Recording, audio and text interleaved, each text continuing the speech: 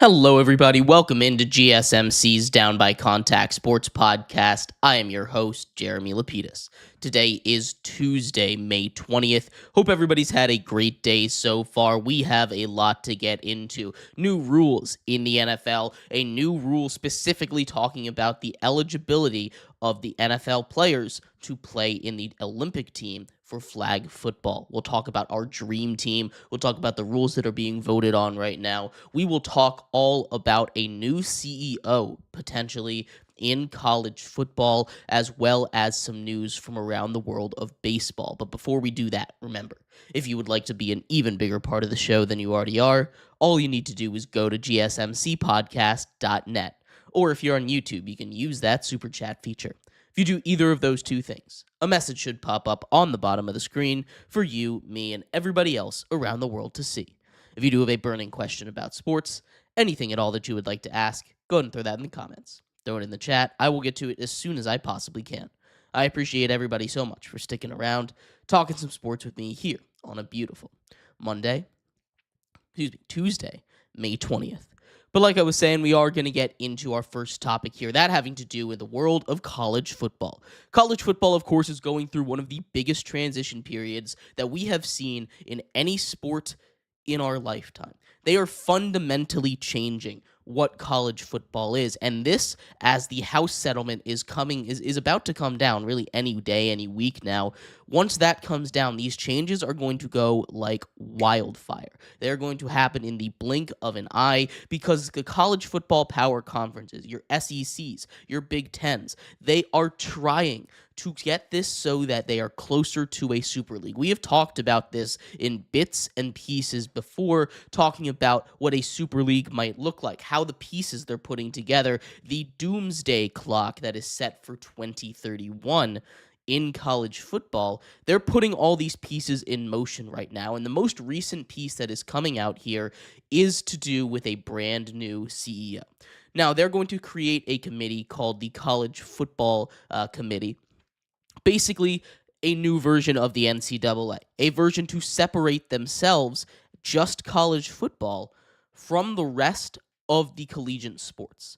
This is something that obviously cannot be done until the NIL stuff is figured out with the House settlement, but it is something that is being put in motion right now, and it's something that's very intriguing, that as you take a look at for the future of college sports, should not just brush under the rug like anything. This came out yesterday from Albert Breer. The CEO has not been decided yet, but there's going to be a new committee showing up. They're going to be in charge of basically everything but the academic side of things when it comes to football. They are separating themselves from the NCAA step by step until they can make a clean and easy breakaway from the organization. This is something that is not a hypothetical anymore. This is something that will happen in the future. This is something that, with this move, will 100% change the landscape of college sports. Now, is this necessarily a bad thing? As I've been talking about it, using words like doomsday, losing words like a creation of a new league, right? It's not necessarily the worst thing in the world. For one, it's going to help separate and give more funding, potentially, to a lot of other sports. This is the good scenario, right? The good scenario is schools continue to fund college football, and as it gets separated, you have more money to give towards programs that have become defunct due to Title IX funding, due to the fact that the football program costs so much money. You now have more money to give to these smaller programs, your track and field, your softball, your baseball program, stuff like that. Help build up these Olympic sports so that you can have a real program, an NCAA level program, and still have a football program. Now, that's something that is going to be very interesting to see, and I don't know how that's necessarily going to evolve around college football. But what this CEO of college football is going to do is definitely change the landscape entirely. Again, this is not something that's going to be turn around once this is passed and make that breakaway. Things are going to be put in motion for the long run. This is like a chess play. They're about 5 moves out from separating themselves fully, but it's something that Greg Sankey and the SEC and the Big Ten together have been trying to do get more power, consolidate the power so that they have the ability and they know how to run a league without the NCAA. Again, it's not necessarily a bad thing, but there are also bad scenarios. We've talked about the good scenarios. The bad scenarios here upcoming are going to be football goes. Football no longer as a part of the NCAA because Title IX might not affect them anymore. And that's going to be another kind of legal ruling, as if they are legally distinct from the rest of the NCAA, does Title IX still apply to college football? That's going to be something that I think is really interesting to talk about when we get down the line to 2030, to 2031, to 2032, these conversations 4 or 5 years down the line. This is something that I think is going to be the focal point. If it is decided that Title IX no longer applies to football because it will have been separated from the rest of the collegiate sports, there is a chance that a lot of the funding for women's sports goes away.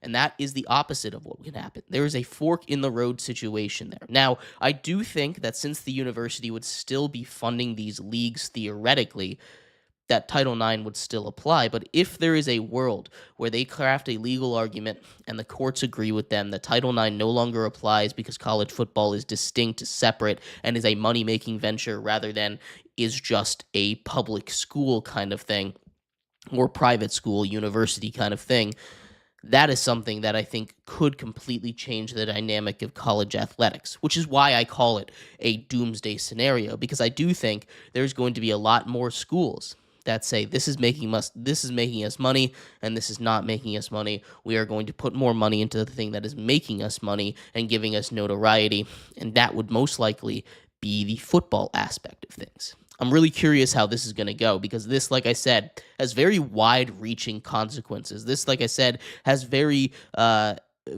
huge kind of falling out points from here.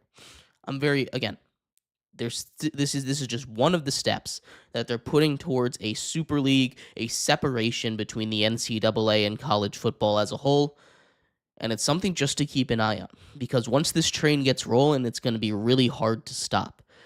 And this train is about to get rolling. Once the House settlement comes down, things are starting to get put in place. This new CEO, this new college football committee, as well as the cooperation between the Big Ten and the SEC, the consolidation of power of those two conferences, their creation of the current college football playoff system, how that is going to be put together, and the powerlessness of the Group of Five and even the ACC and the Big 12 to have any real input on how these college football playoffs are going to be formed. When you add all 4 or 5 of those things together, you get a situation where you get a brand new separate for-profit league that is now college football.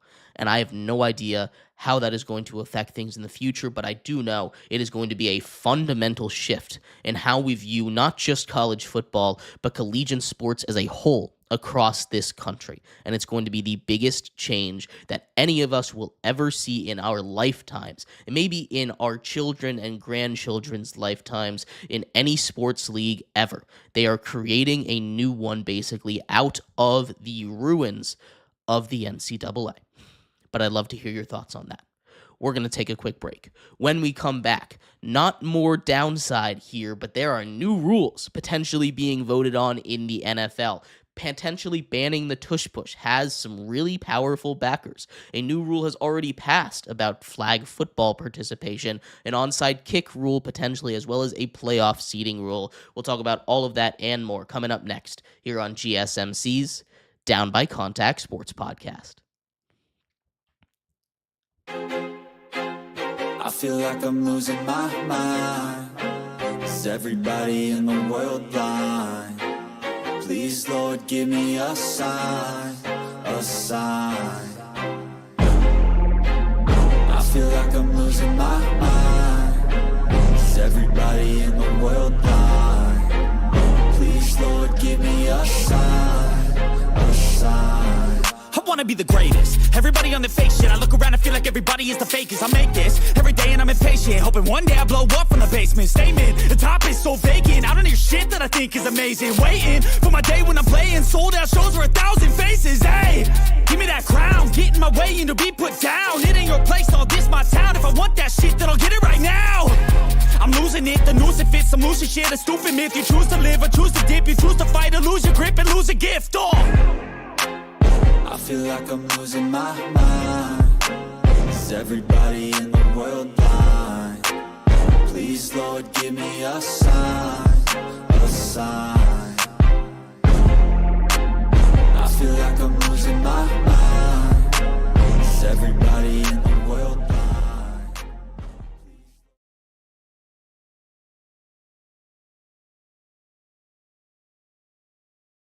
Welcome back to GSMC's Down by Contact Sports Podcast. I am your host, Jeremy Lapidus. Today is Tuesday, May 20th. If you were just tuning in, we just talked about some of the massive news and moves that are potentially coming in college football with the creation of the College Football Committee and a brand new CEO that will be put in place once the House settlement is officially settled. In this segment, we turn our attention to their big brother, the NFL. New rules are being voted on right now. The first of the owners' meetings of the offseason was kind of a murmur, kind of quiet. Now that they've had more time to think, rules are being passed. There are more consequences and more support for the ban of the tush push, as well as some changes to playoff seeding. We'll talk about all that in just a second. But before we do, remember, if you would like to be an even bigger part of the show than you already are, all you need to do is go to gsmcpodcast.net. Or if you're on YouTube, you can use that super chat feature. If you do either of those two things, a message should pop up on the bottom of the screen for you, me, and everybody else around the world to see. If you do have a burning question about sports, anything at all that you would like to ask, go ahead and throw that in the comments. Throw it in the chat. I will get to it as soon as I possibly can. I appreciate everybody so much for sticking around, talking some sports with me here on a beautiful Tuesday, May 20th. But like I was saying, we are going to get into a little bit of the potential rule changes in the NFL. And we're going to start off with the one that has already been passed. 32-0. The owners are now in favor of allowing players to represent the United States in the 2028 Olympics, not just the United States, but the entire world in the 2028 LA Olympics for flag football. And we're going to get into our next segment with a dream team of what that might look like, but let's just talk about if this is going to happen at all. Right now, the rule is going to be a 12-team roster for each Olympic team. In this situation, each of the 32 NFL teams can send one single representative. That means no T. Higgins and Jamar Chase. That means no Tyreek Hill and Jalen Waddle. That means one player from each team to show up and represent their country. Now, there have been some ups and downs here. Will these players risk injury when they won't really go all out in the Pro Bowl to represent their country? And I think that answer is a yes. We're also projecting a couple years out, so it's hard to project who is going to be the perfect dream team in 2026 when 2 years from now, especially with how physical and how demanding on your body the sport of football is, the guys that are going to be eligible or going to participate in this will be younger, will be completely different, most likely, than the ones that we have in mind for the dream team right now. But outside of that, I think this is a really good idea. Getting these players in the Olympics, I think, is really cool. Not only is it going to give more recognition to the NFL as the NFL continues to try and grow its brand from outside just the United States. Obviously, they have those those games, I should say, being played in Brazil, those games being played in Ireland and the UK and Germany and all across the world now, or in Mexico as well. These are going to be huge marketing events for the NFL to get their players out there. There's also a chance that the NFL doesn't win, and that would be brutal on the world stage, because flag football is just fundamentally a different game, so it very much does depend on who gets sent there, but we'll get into that in our next topic, in our next segment here on the show.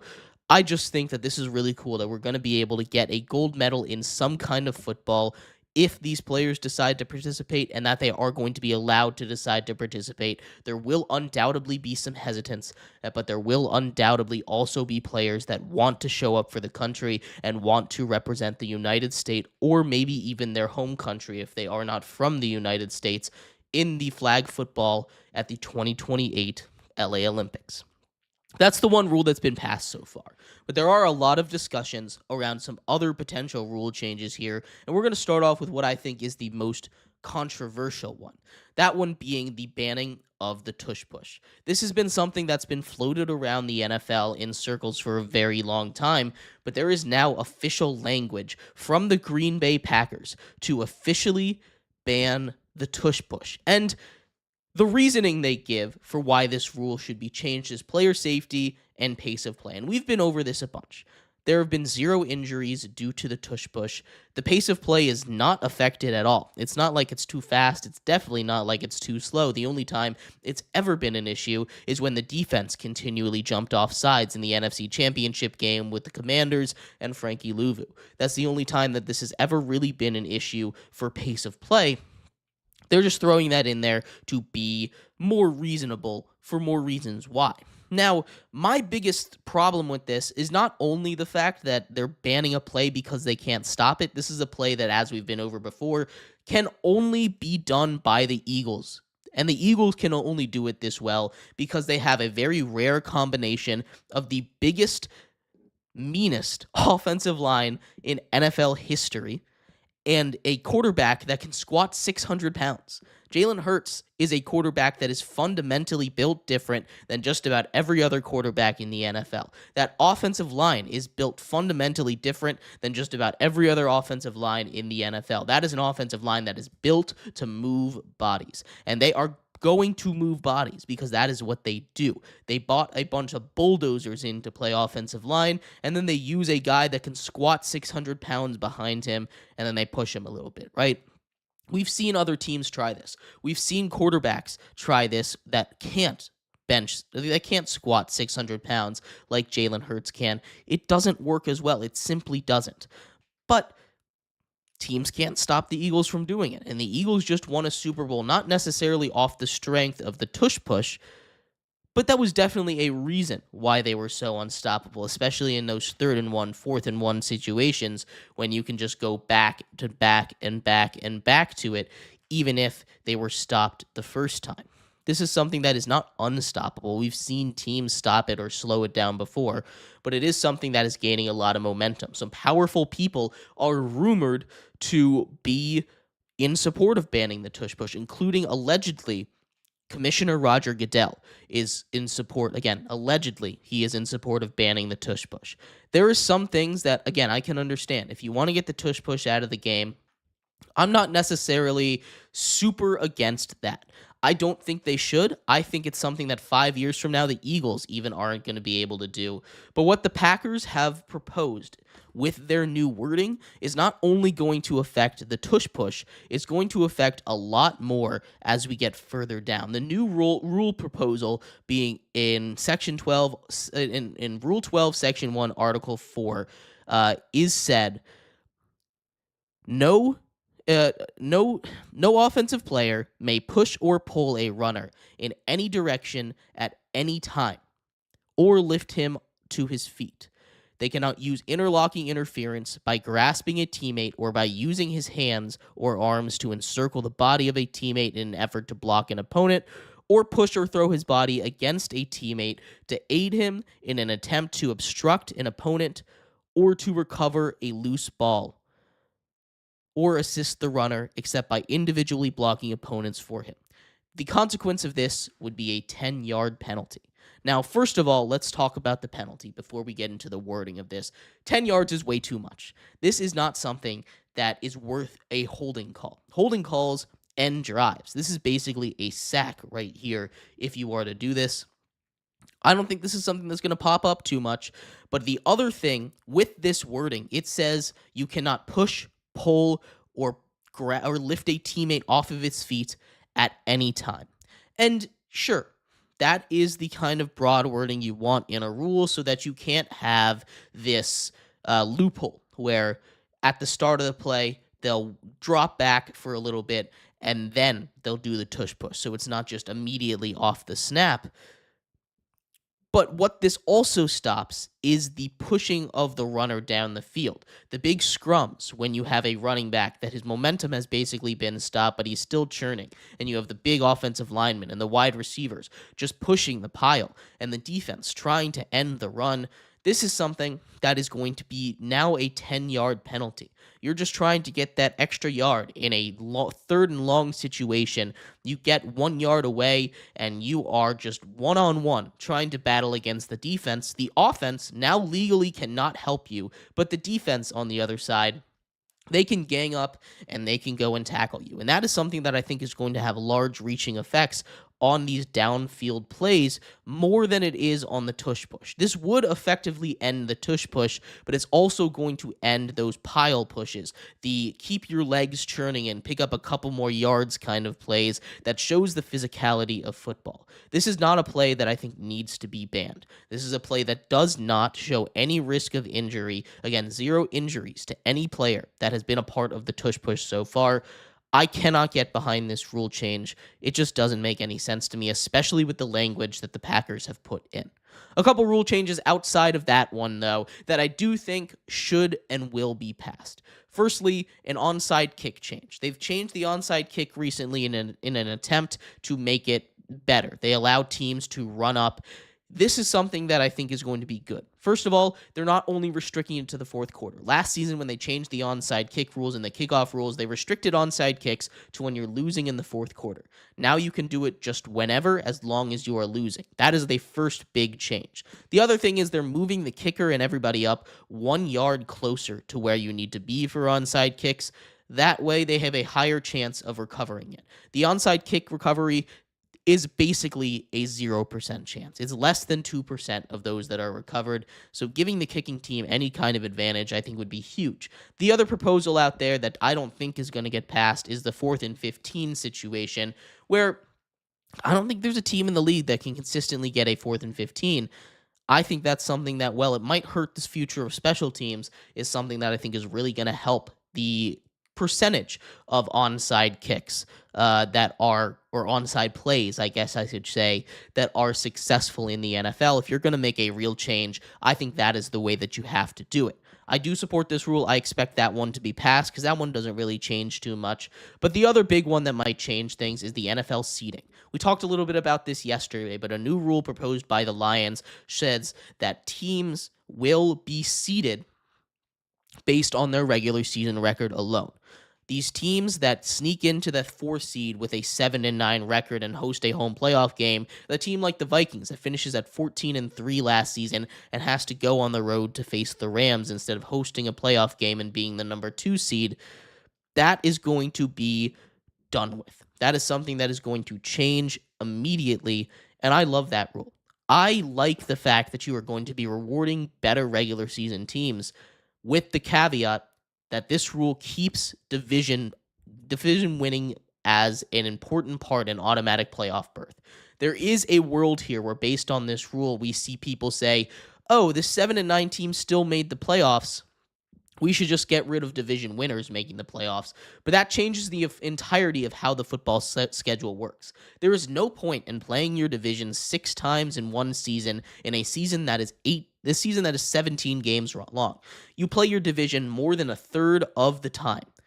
If you don't get some kind of reward for being the best team in that quadruplet right there, you do not deserve. You do not deserve. If there's no reward for making the playoff, for being the best team in your division, it just doesn't make sense to play that many games against your division. Just go down to 1 and play more teams outside of it. So as long as these teams continue to make the playoffs, as long as these teams continue to do what they need to do, as long as the seeding is reset after the regular season when playoff berths are already decided, I don't mind this rule at all. This one, I don't necessarily know if it will be passed. I actually doubt this one's going to be passed because football, much like a lot of other sports, is rooted in tradition. And even if the Lions want this, I doubt that it gets passed this season. Maybe a couple more tries down the road, we see something like this go into effect when there's a truly egregious kind of example of a team getting home field advantage going up against a team that that should have gotten home field advantage instead.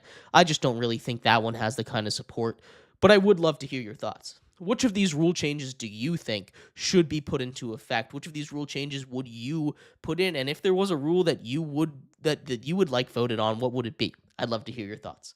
We're going to take a quick break. When we come back, we turn our attention to that dream team for the NFL flag football rosters. We're going to talk about who I think would be the best at each position, 5 on offense, 5 on defense, and 2 reserves. We'll be right back here on GSMC's Down by Contact Sports Podcast.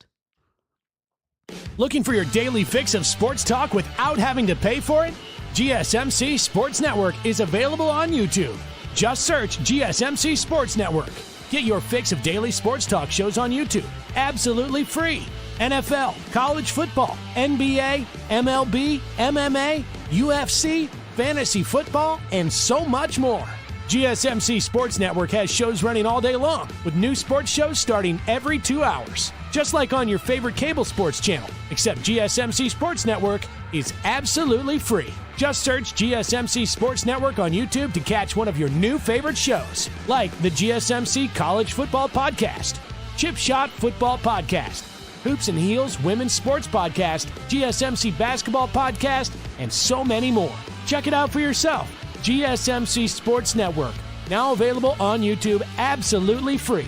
Search GSMC Sports Network on YouTube right now.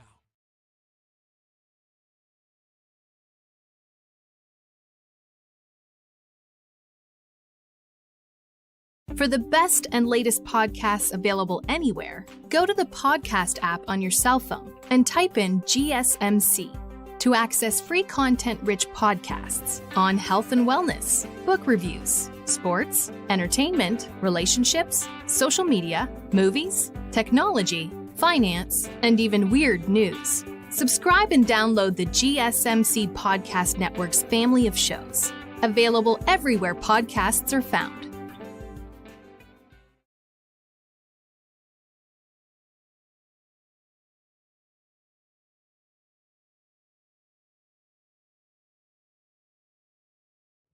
Welcome back to GSMC's Down by Contact Sports Podcast. I am your host, Jeremy Lapidus. Today is Tuesday, May 20th. If you were just tuning in, we just finished going over the potential rule changes going on in the NFL owners' meetings that kicked off today.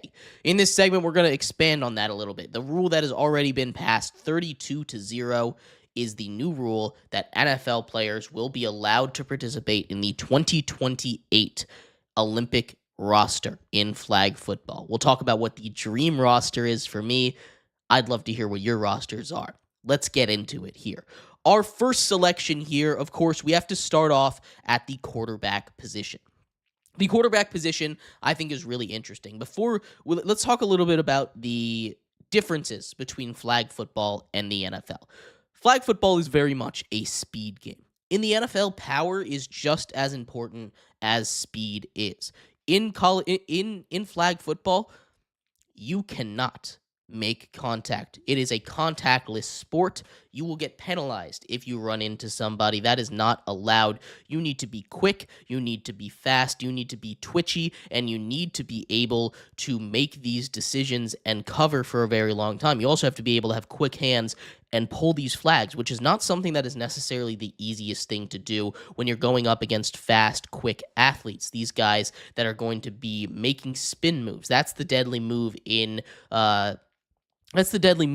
when we're talking about flag football. We're looking at guys that can be quick and can have that finesse kind of move rather than anything else. So let's start off with the quarterback situation. At quarterback, a lot of people are going to say we need a guy like Patrick Mahomes. And I think Patrick Mahomes would be a great fit flag football quarterback.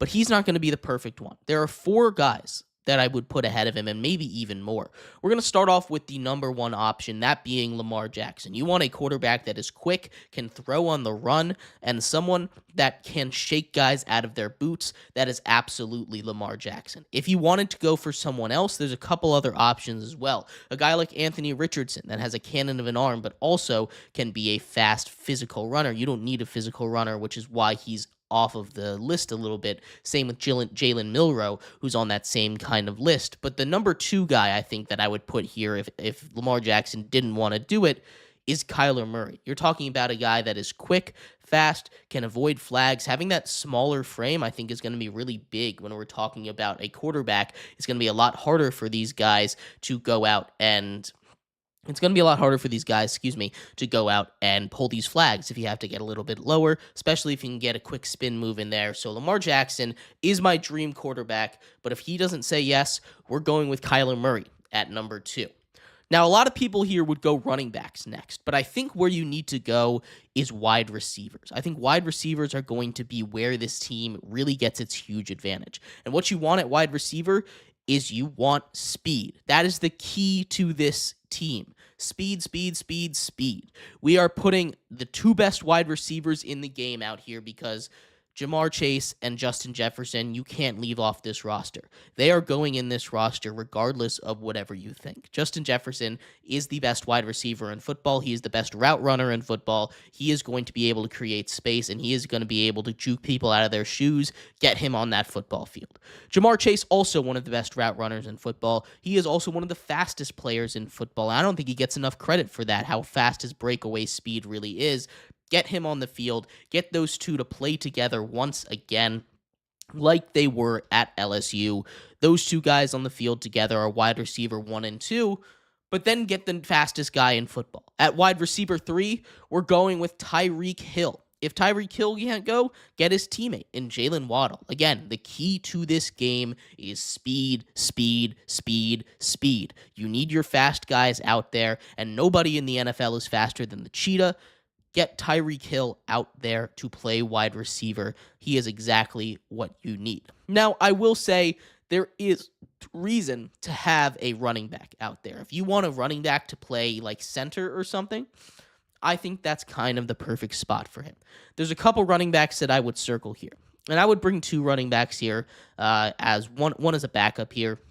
We're looking at guys that not necessarily your Derrick Henrys of the world, because they are amazing running backs, no doubt about it. But we're looking at guys that are going to be more finesse running backs, your third down receiving backs closer to it than your Derrick Henrys and the guys that are going to be big bruisers in the NFL. So the guys that I've circled here are guys like Bijan Robinson from the Falcons and Jahmyr Gibbs from the Lions. These are the 2 running backs that I think are the guys that are fast and have a little bit of shimmy shake to them. They've got that spin move in their bag. If you want a guy like Saquon Barkley as well, these are the guys that we're putting in. These guys that have that devastating spin move, that breakaway speed. These are the guys that we want as our running backs. But it's going to be a wide receiver heavy team because you just need to get speed out there and you need to get guys that can catch the ball. Ja'Marr Chase, Justin Jefferson, Tyreek Hill, they can all do those jump balls, and you need a couple of those,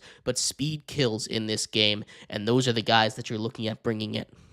On the defensive side of the ball, you need a pass rusher, and what we saw in the Flag Football Pro Bowl last year, I think is exactly what we need in our dream NFL team. From the Cowboys, their representative, Kevontae Turpin, the wide receiver, not playing wide receiver, but playing pass rush. You get him to be a speedy pass rusher. You get the other team's quarterbacks to be in purgatory all game long. These guys are not going to have a good time with Kevontae Turpin running at him. His speed is insane. That is who you want. You want the fast guy to go out there and rush and put pressure on the passer so that they don't have time to escape or run or find a place to throw.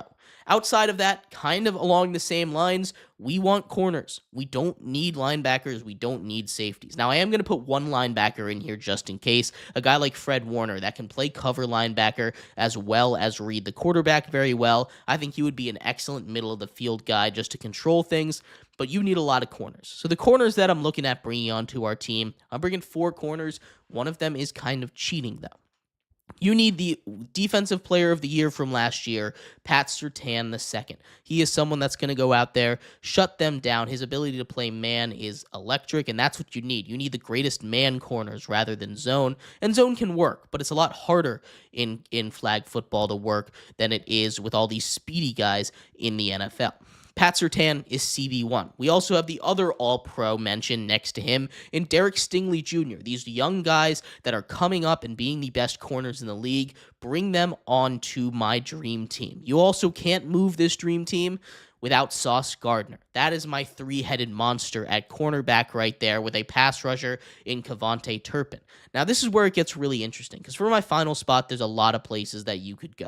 You could go out and get a guy like, you could go out and get a safety. You could go out and get a linebacker. You could get a pass rusher like a Micah Parsons that can play everywhere else, but you don't necessarily need these power guys.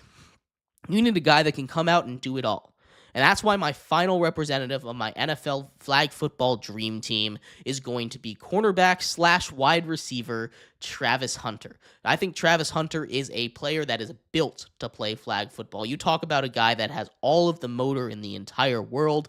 That is Travis Hunter. Now, this is taking a big swing on a guy that has never played in the NFL before. He was a second overall pick. He won a Heisman. I believe in him. He's someone that I think can be very impactful at this level, but he is a guy that I think is the perfect archetype to play flag football, and I want him on my team. So to go over it one more time, my offense is going to be made up of quarterback Lamar Jackson, wide receivers Justin Jefferson, Jamar Chase, and Tyreek Hill, running backs Bijan Robinson and Jahmyr Gibbs. At the defensive side of the ball, we're getting Pat Surtain, Derek Stingley Jr., Sauce Gardner, and Travis Hunter for our corners. Our pass rusher is Kevontae Turpin, and we're going to bring in a linebacker as well in Fred Warner's the newly paid man out of the 49ers. But I'd love to hear your thoughts. What is your dream flag football roster? What do you think of my flag football roster? I'd love to hear your thoughts. We're going to take a quick break. When we come back, we turn our attention to the world of baseball. Lots of stuff going on over there. The Orioles have fired their manager off to a horrid start. They have lost 7 in a row. Juan Soto in talks of not giving enough effort over there in New York as the Mets fall out of first place in the NL East behind a brutal sweep in the Subway Series. We'll talk about all of that and more coming up next here on GSMC's Down by Contact Sports Podcast.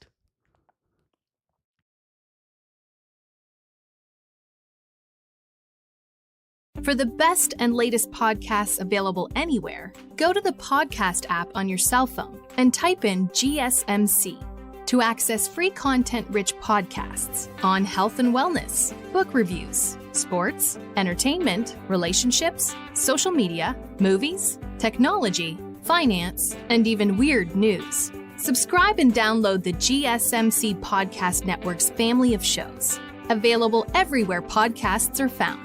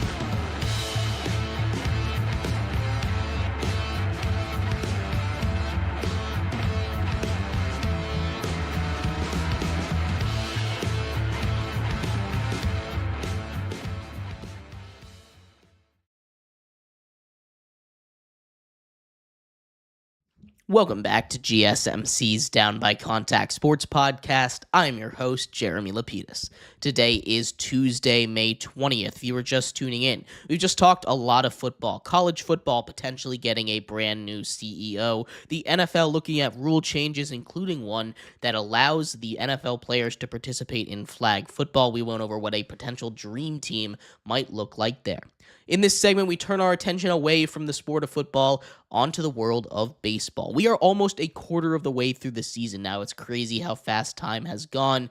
But baseball, back in the limelight. Rivalry weekend was last weekend. Every single team played a rivalry game. It was more of a geographic rivalry than anything else, but it was fun, and there were some large recent consequences from around the sport. We'll get into that in a second. But before we do, remember, if you would like to be an even bigger part of the show than you already are, all you need to do is go to gsmcpodcast.net. Or if you're on YouTube, you can use that super chat feature. If you do either of those two things, a message should pop up on the bottom of the screen for you, me, and everybody else around the world to see. If you do have a burning question about sports, anything at all that you would like to ask, go and throw that in the comments. Throw it in the chat. I will get to it as soon as I possibly can. I appreciate everybody so much for sticking around, talking some sports with me here on a beautiful Tuesday, May 20th. But like I was saying, we are going to get into the world of baseball here. We're going to start off in New York, the mecca of all things, the New York market, where Juan Soto has flipped from the New York Yankees to the New York Mets. He is now making $765 million. But the big conversation is not around his play, which has not necessarily been the worst. He's hitting about 960 with his OPS, but he made his return to Yankee Stadium over the weekend for the first of the Subway Series this year. It did not go well. 1 for 10, 3 walks, no extra base hits, no RBIs. He was booed relentlessly. He was expecting to be welcomed back after helping lead Aaron Judge and this team to a World Series berth. Instead, it went about as poorly as it possibly could have. He let those boos get to him, and I think it's really dejected him. He's not a guy that necessarily is the biggest hustle guy in the world. He started off with the Nats. I am a Nats fan growing up here, but he's someone that is not necessarily going to run out every single batted ball, but he is someone that shows that effort and plays hard, and he loves the game. We haven't seen a lot of those signature Soto shuffles from around the New York Mets area this year. We haven't seen a lot of that swagger, and recently the big issue that's popped up with Juan Soto is that hustle stat. He, in the Subway Series, hit a tough ground ball that was a very tough play for the second baseman, and he was just jogging out of the box. This caught a lot of people's attention. It was a tie game in the 8th inning, and a lot of the people's points are when you're on offense, you only get so many chances. You only get 4, maybe 5 shots every single given game to make something happen. I don't necessarily think that Juan Soto is evil for not running this out, but it reared its head again last night when he hit a screamer off of the wall in Fenway. And a lot of times those are the kind of stuff that, as we saw with Pete Alonso later on in the game, you get thrown out of on second going for because of how short that wall is and how hard you can hit it off of it. But Juan Soto, when he hit that ball, was kind of admiring it like he hit a home run, hustled, and didn't hustle, I should say, and instead of it being a double, it was just a single. Now, is this going to be a huge deal? No, I don't think this is a huge deal, but I think there's a little bit of buyer's remorse from Mets fans. Juan Soto is a guy that is sold as one of the best hitters in all of baseball.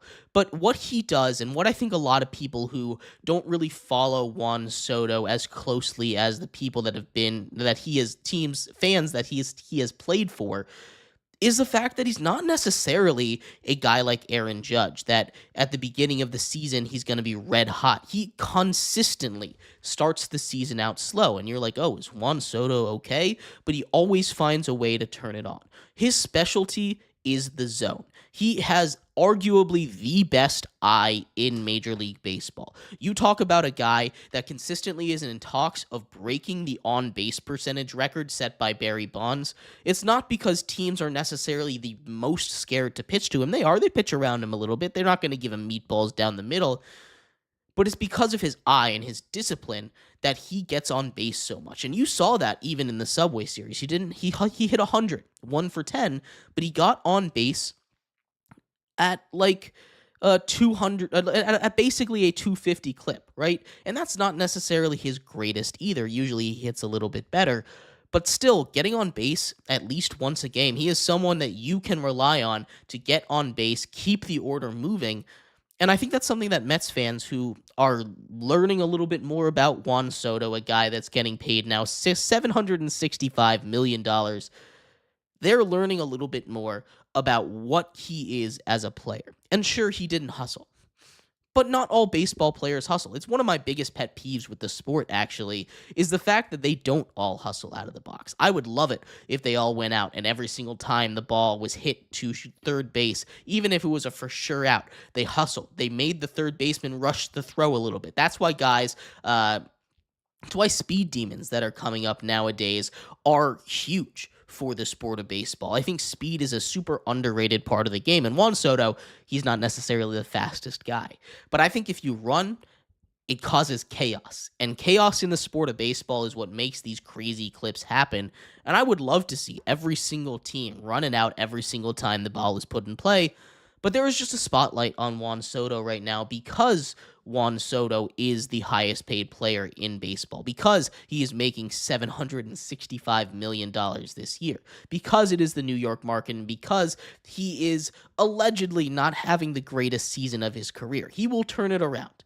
This is not something that I am concerned about with Juan Soto. He is a guy that I absolutely believe will find a way to be that guy that the Mets paid for, but even still, that New York market is brutal. We've seen it get to players before. He had a really great season with the Yankees, and for all the people that are saying, oh, he misses the Yankees, yeah, I'm sure he does. He wasn't catching this much flack when he was playing for the Yankees. He wasn't catching this much flack when he was playing for the Nationals, when he was playing for the Padres, even though he didn't really love the Padres over there. He needs to feel like, the old adage, right? Look good, feel good, play good. He might look good. He doesn't feel good. He's still playing good, but he's not playing elite level baseball like a lot of people expected when he came over. You give him a little bit of encouragement. I know that's not necessarily the New York market way of things, especially with Yankees fans. They're going to continue to be harsh on him because it seems to be working. It's going to be very, very interesting to see how the rest of this season develops. But Juan Soto should be completely fine. This is not a huge story. It's kind of being blown out of proportion here, and I think the Mets still have a really good one over there with him. The other major story having to do with Major League Baseball happened over the weekend, as the Baltimore Orioles have now lost 7 straight games. 7 straight games for a team that won 100 games 2 years ago. Brandon Hyde, manager of the year then. They won 91 games last year. They have not won a playoff series. They have really struggled in the playoffs over there. But now after a 15-30 start, now 7 straight losses, the O's needed to find a guy to point to. And that guy, Brandon Hyde. Brandon Hyde, I don't necessarily think was the problem over there in Baltimore. There were a lot of issues. I think the bats weren't going as well as they wanted to, but I think the real issue is Mike Elias, the GM. There were so many clear needs for this team, namely the pitching staff. The lineup, it's still crushing. Jackson Holliday is hitting with the best in the entire league. He is someone that you have relied upon, and you have consistently seen him step up and do what they need him to do. But when the Washington Nationals, are dropping 7, 8, and 10 runs on your head, that is very alarming. You can see the issue. We all knew what the issue was. It was the pitching staff. They make a big swing to bring in Corbin Burns for 1 season. They don't re-sign him. Then they don't go out and sign a big-name pitcher in free agency. They bring in a 40-year-old Charlie Morton. They rely on Zach Eflin. They rely on these guys that are kind of these mid-tier starters. They're not going to be so expensive, but there is a clear weakness with this team. They need a frontline starter. They need more than one frontline starter, and is going to cause the downfall of this very promising young core. They have plenty of guys that I won't say are rotting away in the minor league system, but they have lots of guys that if they're not going to get playing time, it's going to destroy their confidence down there. They're like, what more do I have to do to get into the MLB? We're seeing guys that they've traded to the Marlins show up and say, look, I'm finally here. It's working out. I'm getting my confidence despite the Marlins not being the greatest team in the MLB, right? The Baltimore Orioles desperately need starting pitching and bullpen help. And what they did in the offseason was absolutely nothing to address that. They let guys walk. They needed to be aggressive in pursuing guys like Roki Sasaki, although that one probably was never going to happen. They needed to be aggressive in pursuing guys like Max Fried, who is having an excellent season over in New York for the Yankees. They needed to be aggressive in pursuing guys like Corbin Burns, guys like Luis Severino that can be not necessarily frontline starters, but guys that can be really great pieces to this Orioles squad. They needed to be aggressive, and instead they sat down and they said, we're going to build a cheap pitching staff. We're going to find diamonds in the rough, and this is what it did. It got your manager fired. The players, they liked the manager. That is going to be a hit for the confidence. It did not help. They lost the next 2 games to the Washington Nationals en route to a sweep, the first time the Nationals have swept them on the road since 2018. This is not good. The Orioles need to bring in pitching, and I think this is much more of a GM issue and an owner issue rather than the manager. But somebody had to go, and it was the manager. But I'd love to hear your thoughts. What are your thoughts for the Baltimore Orioles firing their manager? What about the Juan Soto situation? I'd love to hear what you have to say. And thank you, everybody, so much for tuning in to today's episode of GSMC's Down by Contact Sports Podcast.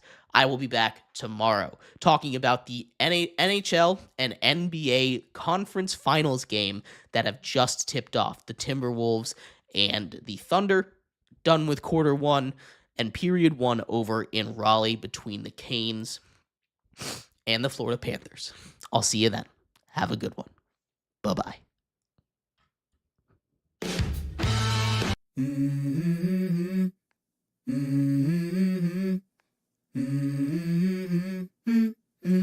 Let's go. I wake up to a little bit of drool on my pillow, feel like it's gonna be a bad day. Yeah, I'm tired of shit, and the coffee ain't hit yet, damn ain't that